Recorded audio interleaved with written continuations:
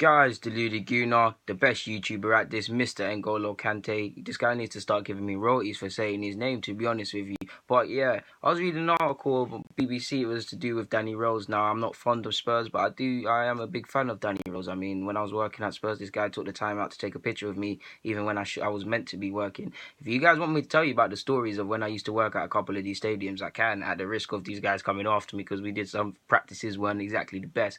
But yeah, back to the main point. I was reading an article about Danny Rose. He was talking about in relation to his journey with the injury and coming back to full fitness, and it really got me. Now, you guys know I'm a big fan of not laughing at injuries, and I like to stand with players because ultimately this is their health. Their feet are their profession, and this is all they've known for the best part of however many years they've been on the circuit. So yeah, it really got to me. He was speaking about how much a physiologist, psychologist, I don't know why I said physiologist, psychologist helped him a lot, because it helped him regain the desire. This was at a point where he actually said there was a time when he lost the appetite to regain full fitness. That is scary. From when you're on the injury table and you're Danny Rose we still to a degree is, but at a point undisputedly the best performing left back at the moment in the Premier League. He was part of the whole Spurs thing, what they did. Unfortunately, he got injured. This was very upsetting. He loses the will to want to regain fitness. That means he doesn't. At a point, he didn't really care for playing or couldn't see himself playing again.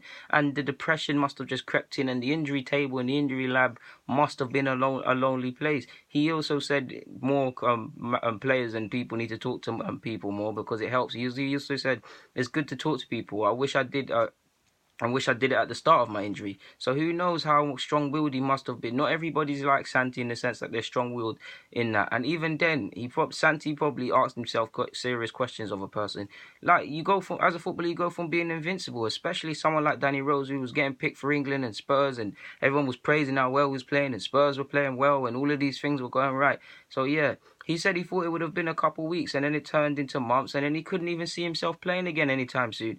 This is scary. It was his first injury in a couple years, in like 10 years. His first serious injury in 10 years. It's bound to scare him. On the fact of not playing while Spurs were finishing second and all of these good things Spurs were doing, he said he felt every emotion. He felt anger. He felt jealousy. He was impressed. He was happy. He didn't know what to feel. Like, he said also the injury humbled him, because he went from feeling invincible to, yeah, man, back down to earth, and to a degree that could be a good thing. But who knows? I'm happy to see him playing again. He played against Madrid. That must have been a lovely touch to feel him. He must have felt important again when he came on for the 10 minutes or however long he came on against Madrid. It's not long, but to feel part of it again, to feel the atmosphere, the aura, the Spurs fans, and all them sort of things. He's missed that. Like, that's lovely. It was very interesting. I also saw an insight in that. I wouldn't have had him down as someone that was always in Pochettino's office in regards to watching videos, going over certain talking points and improving. It makes sense because he, together with Pochettino, they combined it together to make him an even better left back. I mean, many Spurs fans wanted this guy out at one point. That's not a problem. Football fans are fickle in that aspect, in that incidences a lot of times. But that just shows the work they've done. Like, I was very impressed with that. I mean, I wouldn't have had him down as someone that's always in the office, one of the person that's one of the, if not the most, in his office looking over analysis. I would have said some different names if you said that to me. I probably would have said Trippier was first, because as much as I don't rate Trippier too tough, but he seems to be improving on certain things, and he makes mistakes, but I don't see him make the same mistake twice. So that shows someone that's learning. So players like that, or even to a degree Dele Alli, I would have said these players ahead of Rose. But it just shows what we know. What actually happens is completely different, to be honest with you.